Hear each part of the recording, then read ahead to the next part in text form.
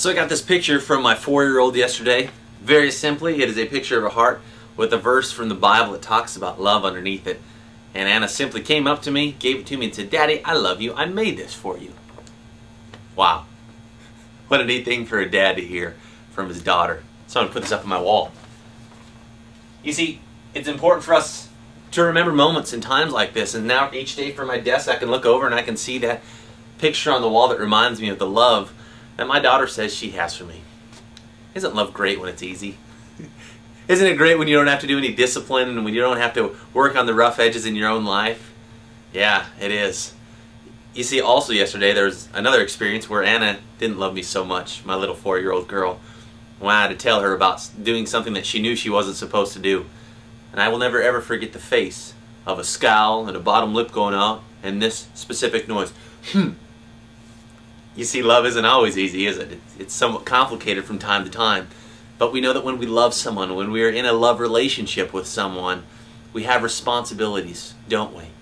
You see, I've been reading through Matthew chapter 5 and the very words of Christ, and he talks about all these things about what it means to be a follower of Christ, and he says things of this nature. He says, "You have heard it said, but I tell you this." You see, he's talking about very, very huge situations like lust and adultery and murder, and he goes as far as saying, you know, it's not just bad enough to murder someone. Don't even have hate in your heart towards someone. He says it's not okay, or it's not just not okay not to have an affair with someone, but avoid even the lust that sometimes comes in your heart. Wow. Then he takes it even the next step farther, and he says, listen, if you have hatred harbored in your heart against someone, that's as good as if you've already murdered them.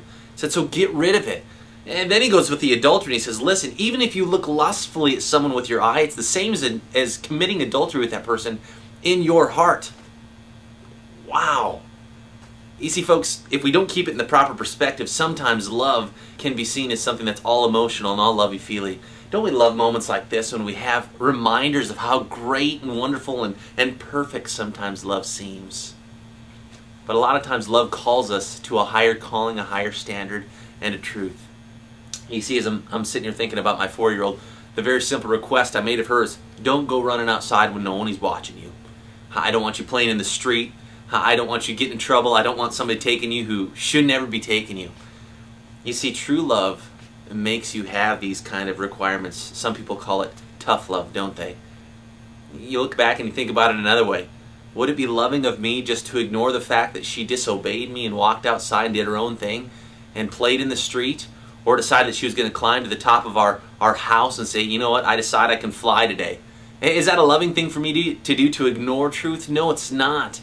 Is it loving for me to come down so harshly on her each and every moment and each and every day and make sure that every time that she knows how harsh and how judgmental I will be? No, it's not. You see, we know there's somewhere in the middle that there's a fine balance, and it's the same thing that God calls for us to do. You see, folks, we got to keep in mind that when God tells us He loves us, when He gives us His examples of love, just like my daughter gave me mine, it's found in His written word. And because He loves us the way He does, He protects us.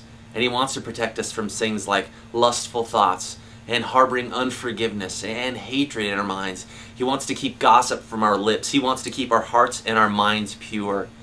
So folks, my challenge for you today is, as each and every moment as you explore God's Word, as you live this life, may you find behind the meaning the truth of God's Word, which says this, when Jesus Christ Himself said, "Greater love has no one than this, that He would lay down His life for His friends."